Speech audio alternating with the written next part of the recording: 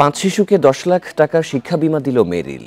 শুক্রবার বিকেলে রাজধানীর হোটেল সোনারগাঁওয়ে মেরিল বেবি আদরে গড়া ভবিষ্যৎ 2023-এর পুরস্কার বিতরণী অনুষ্ঠানে এই বিমা প্রদান করা হয়।